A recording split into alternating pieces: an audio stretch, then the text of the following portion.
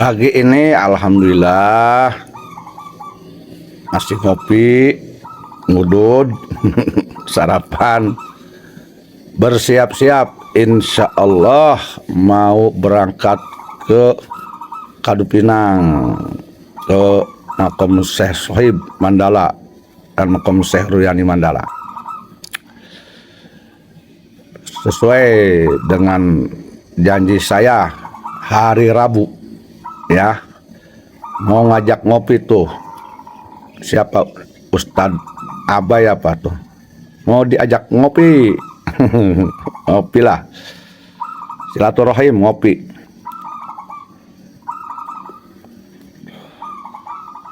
Kenapa ke Kadupinang?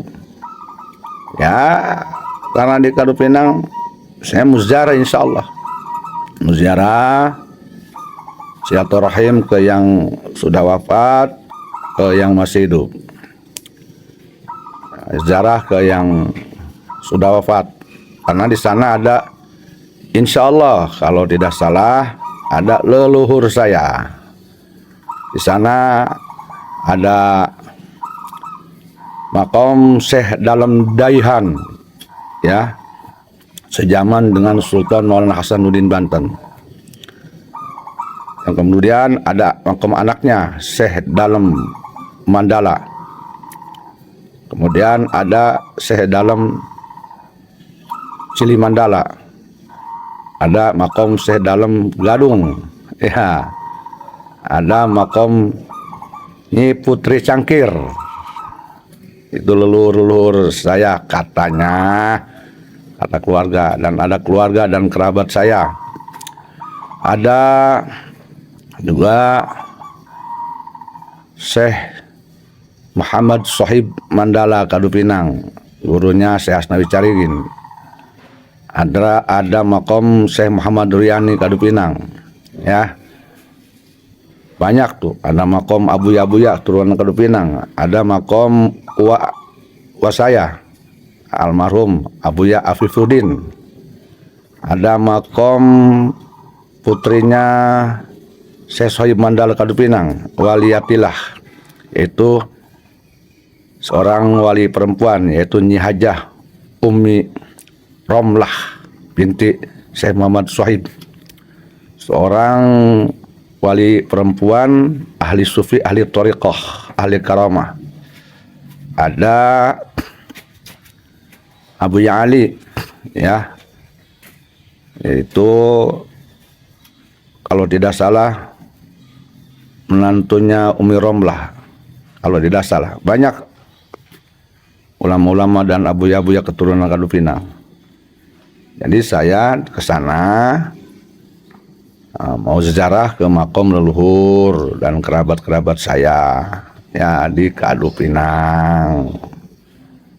Dan ada saudara saya yang masih hidup juga, silaturahim sekalian di sana. Udah lama nggak ke sana. Ini masih menunggu yang lain sih, belum pada ngumpul. Sesuai dengan janji Rabu mau Kadupinang, insya Allah udah lama nggak ziarah ke makom leluhur. Jadi di Kadupinang itu ada berapa ya? Ada, kalau nggak salah, 8 wali. 8 wali Allah di makom Kadupinang itu. Mudah-mudahan nih nanti bisa berjumpa dengan Al-Ustadz Abai. Ya, saya pengen ketemu dengan orang tersebut, dan saya pengen dia itu ngomong lagi seperti apa yang diomongkan di YouTube tentang saya. Sambil ngopi.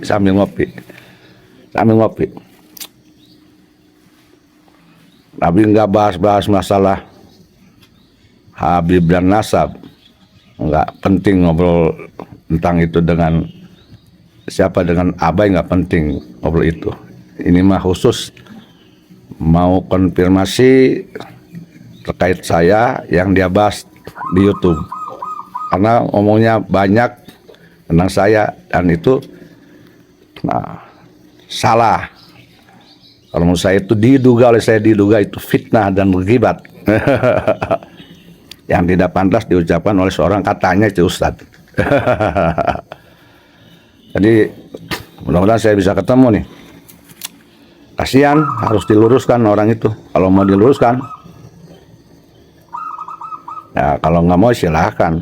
Ya karena kalau secara hukum itu ucapan beliau itu kontennya itu situ itu ada pelanggaran undang-undang IT yang lumayan tuh.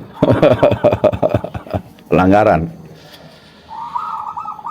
penyebaran hoax, fitnah dan ghibat, ya. Makanya saya pengen ketemu dulu sama orangnya, dia punya niat baik nggak nih.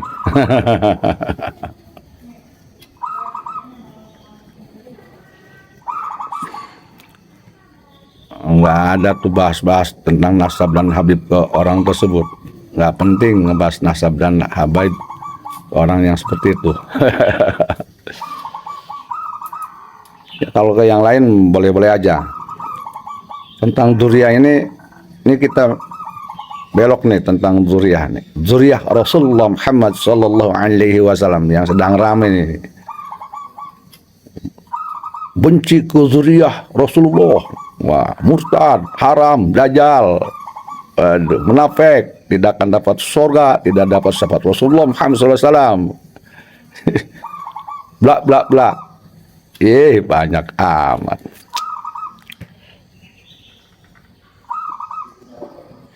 Kalau masalah benci maka siapapun juga nggak boleh. Tapi boleh benci, katanya kata ulama, ke perbuatan siapapun yang buruk. Bencinya ke perbuatannya. Nggak boleh benci ke orangnya. Maka kalau jasadnya itu buatan Allah. Kalau perbuatan buruknya yang melanggar syariat Islam itu bukan minallah, minasyaiton, dari nafsu, makanya boleh benci ke perbuatannya. Tapi kalau kita nggak benci ke perbuatannya, jadi cinta dong. Masa cinta ke perbuatan buruk? Nah, sama-sama setan dong kita. Ya, harus bedakan benci ke perbuatan oknum dzurriyyah Rasul yang buruk perbuatannya, dan ada benci ke jasadnya, yang mana yang dilarang.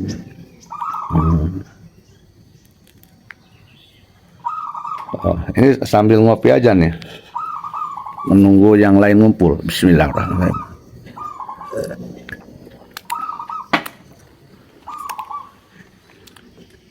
Lagi marak tuh dari dulu ngebahas benci, pembenci habaib, pembenci dzurriyyah Rasul. Iya, kalau bencinya ke perbuatannya nggak boleh. Maaf, nggak boleh lagi. Boleh.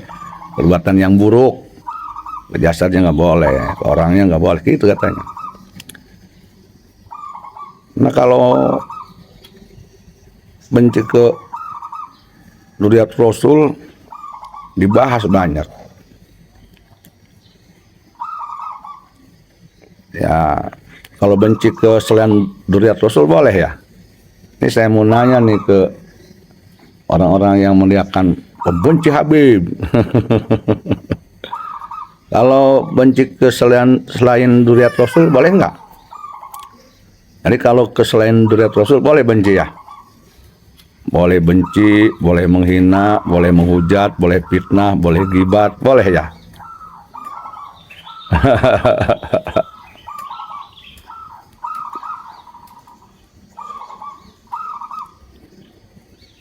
Setuju saya bahwa ada orang yang mengatakan harus cinta kepada dzurriyyah Rasulullah Muhammad sallallahu alaihi wasallam. Barang siapa orang yang cinta ke dzurriyyah Rasulullah, maka sama dengan cinta ke Rasulullah Muhammad sallallahu alaihi wasallam.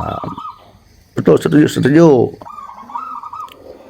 Tapi kalau oknum dzurriyyahnya kelakuannya nggak benar, nggak berakhlak, nyakitin hati orang, menghina, memasukkan segala sesuatu, dipalsukan yang mesti tidak dipalsukan, ya harus benci kita kebaikannya, jangan ridho.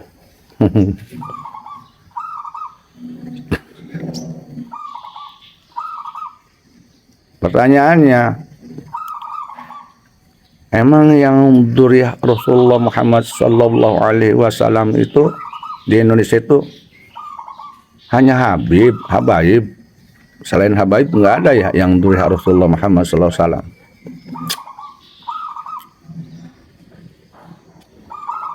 Ini pertanyaan nih, PR. Jadi yang dzurriyyah Rasul itu hanya Habaib aja. Selain Habaib tidak ada dzurriyyah Rasulullah Muhammad SAW. Makanya yang selain Habaib boleh dibenci, boleh dicaci maki, boleh dihina, boleh difitnah, boleh digibat, boleh disebut murtad, kafir, munafik, dajjal. Kenapa? Ya karena mereka bukan Habib, tapi mereka bukan dzurriyyah Rasulullah Muhammad SAW, maka boleh dicaci maki. Ini pemikiran siapa ini? Kalau menurut saya itu paham Yahudi kalau menurut saya. Boleh disebut paham Yahudi kalau berpaham seperti itu. Jadi selain Habib boleh dicaci maki, boleh disebut kafir, dajjal, anak dajjal, murtad, munafik, tidak akan mencium baunya surga. Ya, kualat kepada Rasulullah.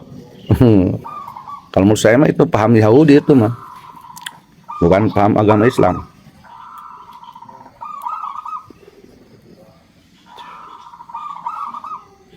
Wali Songo itu dzurriyyah Rasulullah Muhammad Sallallahu Alaihi Wasallam bukan?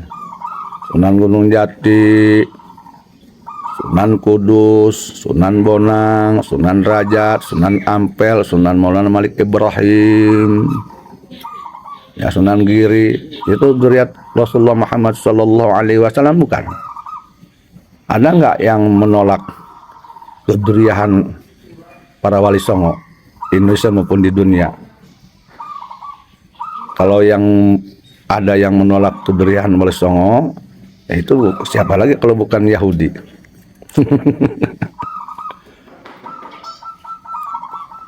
Ya, oh iya, itu dzurriyyah Rasulullah Muhammad Sallallahu Alaihi Wasallam.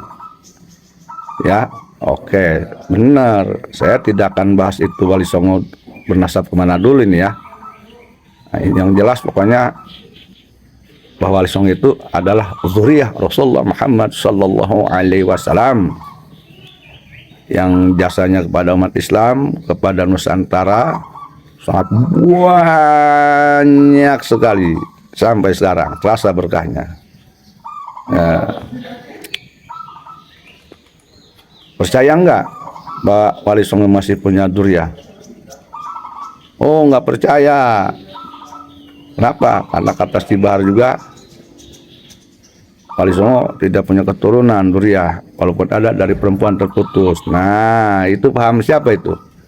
Yang seperti itu, paham siapa tuh yang begitu? Nah, hati-hati.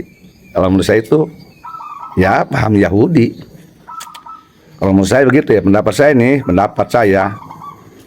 Orang yang mengatakan bahwa wali songo tidak punya keturunan, baik dari garis laki-laki maupun perempuan, itu bukti paham Yahudi.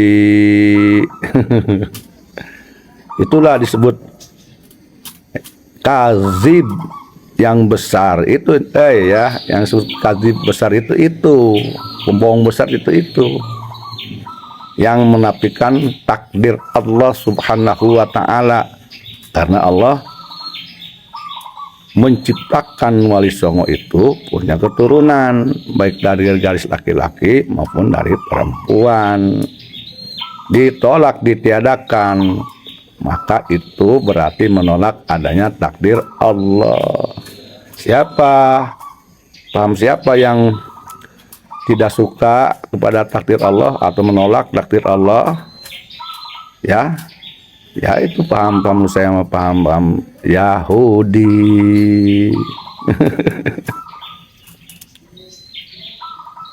Oh, saya percaya wali songo punya keturunan baik dari garis laki-laki maupun dari perempuan. Yang dari laki-laki nasabnya nyambung ke Rasulullah Muhammad Sallallahu Alaihi Wasallam. Gitu ya. Saya percaya, oh percaya, ya percaya. ini saya ngomong sendiri nih, nunggu yang lain mau berangkat nih. Bismillahirrahmanirrahim. Mudah-mudahan jadi pencerahan. Iya dong, Wali Songo itu punya turunan. Bahkan nasabnya sangat rapih, lebih rapih. Silsilahnya sangat rapih. Dan condong disembunyikan. Baik dari garis laki-laki maupun dari perempuan. Hampir semua keturunan Wali Songo itu nasabnya disembunyikan, dirahasiakan. Gelar Sayyid Syarifnya pun disembunyikan, ya, dibungkus dengan gelar-gelar kehormatan kerajaan eyang-eyangnya. Yang dipakainya gelar-gelar kerajaan, bukan gelar nasabnya. Gelar Sayyidnya, gelar Syarifnya, gelar Sayyidahnya, ya, gelar Syarifahnya disembunyikan, ditutup dengan gelar-gelar kerajaan. Ya, contohnya di Banten ditutup dengan gelar Tubagus, ditutup dengan gelar Ratu. Di Cirebon ditutup dengan gelar Elang.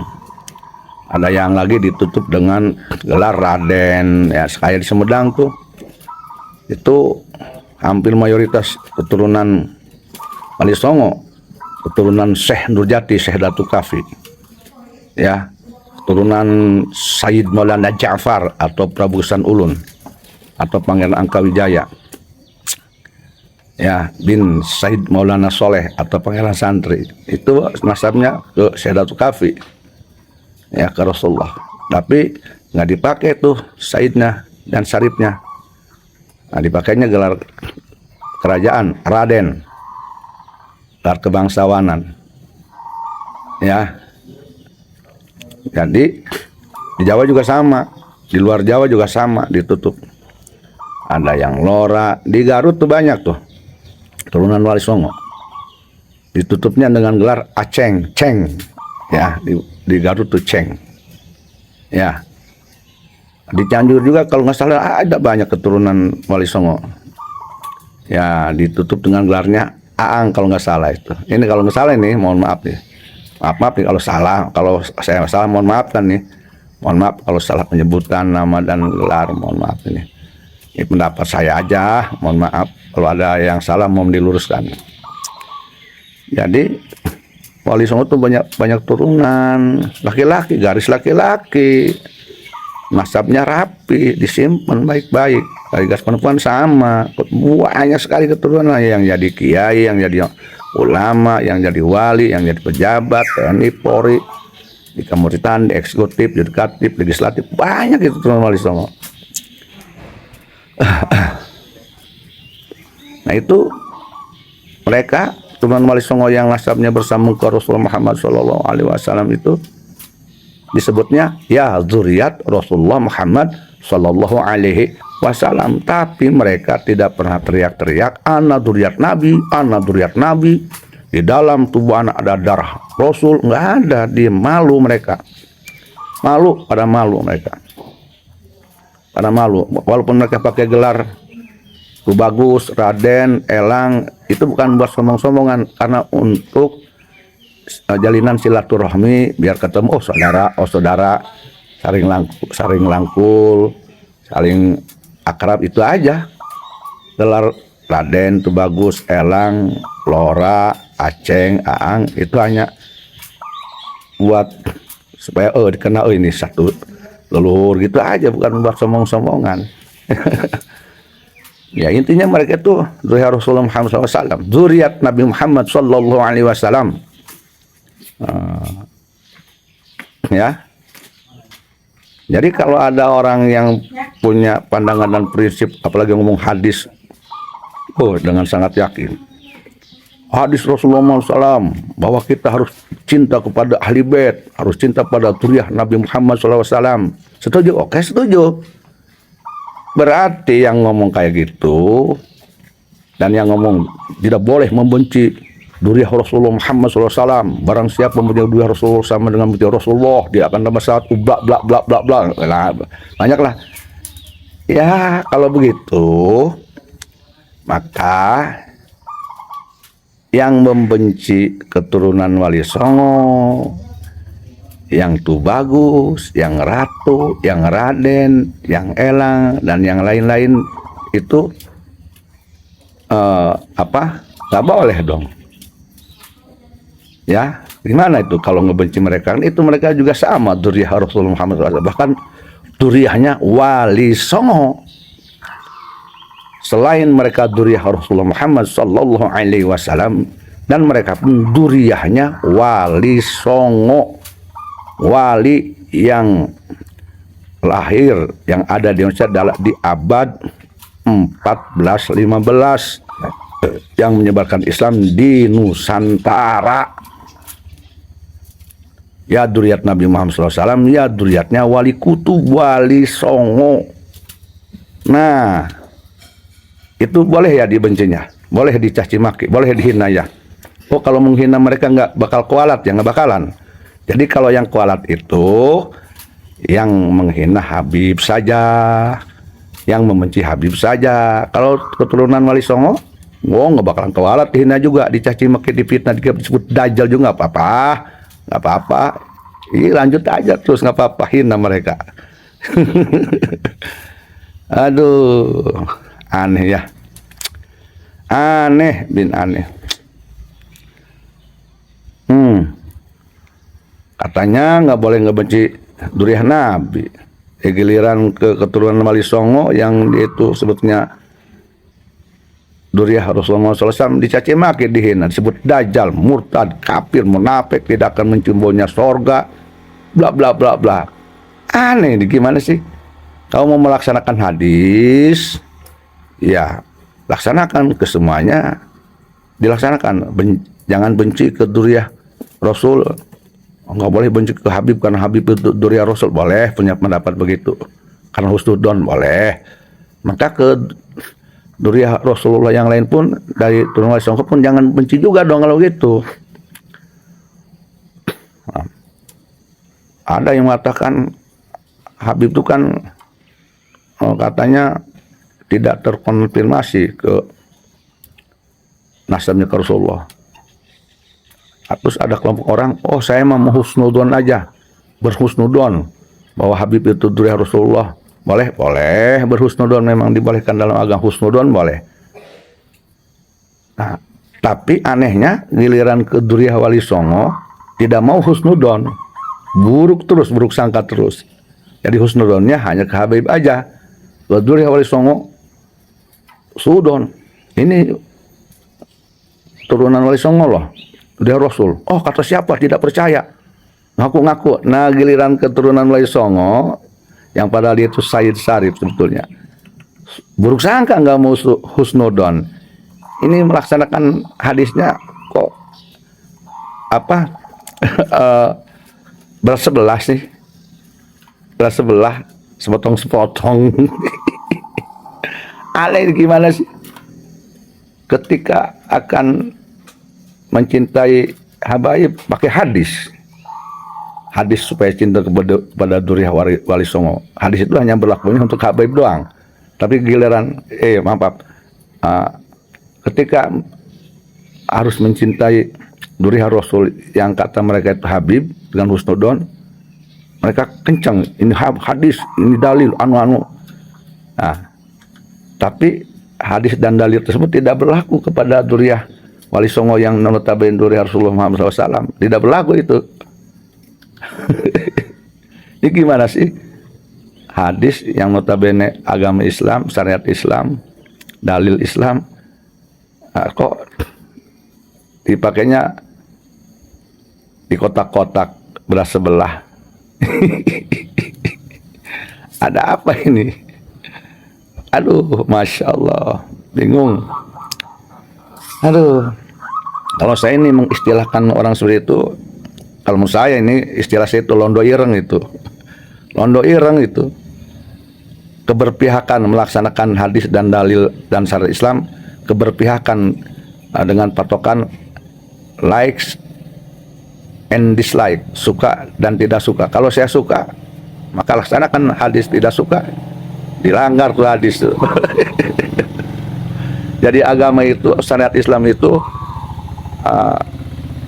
bukan karena ketaatan pada Allah pada Rasul, tetapi karena ketaatan kepada perasaannya. Kalau suka, dia pakai hadis itu. Kalau tidak suka, nggak digunakan tuh hadis.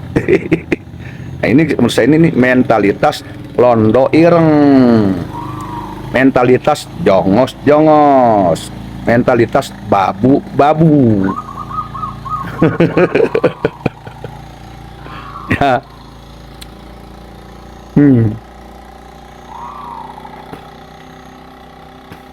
Wah, giliran ke sebelah, wah itu wajib dicintai, harus dimuliakan. Ya. Ini dzurriyyat Rasulullah Muhammad SAW. Nah, kita kalau mencintainya, kita akan masuk surga bersama-samanya. Ya, aduh, lucu ya. Masya Allah, tabarakallah, masya Allah. Giliran ke keturunan Wali Songo, yang sebetulnya mereka di Indonesia diberkahi oleh Wali Songo, oleh yang dari Dzurriyyah Wali Songo di Nusantara ini, malah ini mengatasnamakan Wali Songo, ngaku-ngaku Wali Songo itu adalah politik. Apalagi ini sekarang ini zaman politik, pilpres, capres, itu ada kepentingan politik untuk antara pejit dan perut. Nanti itu akan digiring ke politik tahun 2024. Ya, giliran ke keturunan Wali Songo, suudon dan fitnah. Ini mentalitas jongos, mentalitas babu, mentalitas londo ireng. Anehnya gimana nih ya? Aduh, masya Allah, aduh, ampun ini, ampun. Gimana sih ini? Subhanallah wa bihamdi subhanallah.